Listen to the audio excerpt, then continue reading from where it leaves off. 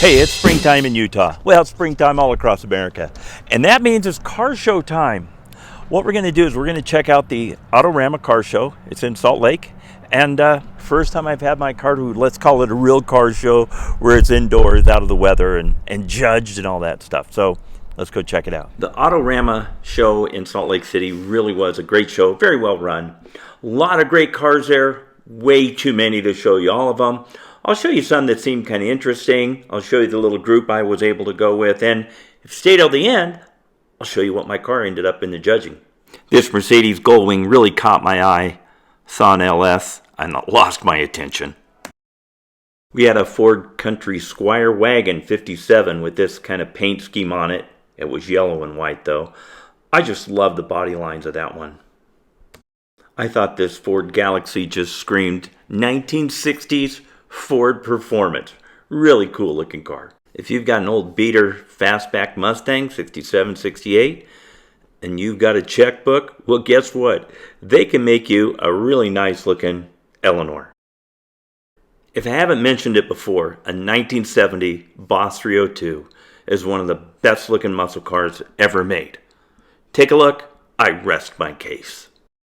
Here's one more example. Mach 1, really good looking car. But even a green Boss 302 with hubcaps looks great.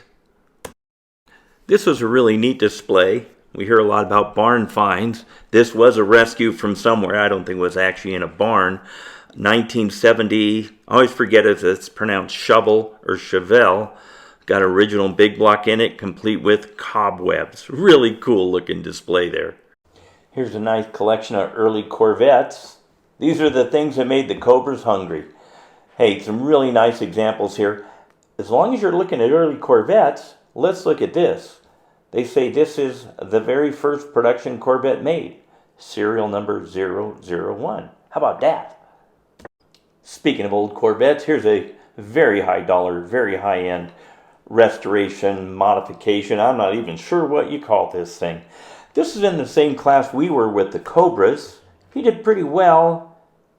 He got a second place in hand-built sports. All right, here's a group I got to come with and hang out with.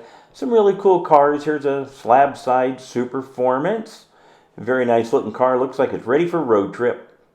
Then we have this gold Superformance. It's a continuation GT40. All aluminum dry sump 427 Windsor. And here's Paul's Aurora. Paul put all these spaces together. Thanks for handling all of that, Paul. Here's Kevin's GT350. This is an original car. We're going to do an article on that later. Hopefully get a little more detail on that one. Here we have a black and white Unique, and it actually has a 427 side oiler in it. This car is for sale. It may be sold by now, but if you're interested, get a hold of me. We'll see if you can get together with Dirk.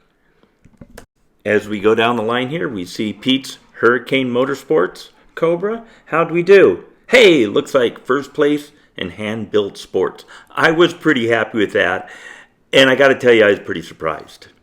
Next in line here, we see Mark's Factory 5 Cobra, 460 power. You've seen this on Pete's Snakebite kit before.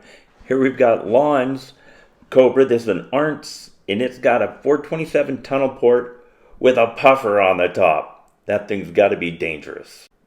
This is Tom Kirkham's car. He's a distributor for these. These are coming in from South Africa. It is a brand new, all brand new build. It's got a Coyote in it, GT500. If you need to get a hold of him, there he is, hightechlegends.com. All you need is a checkbook.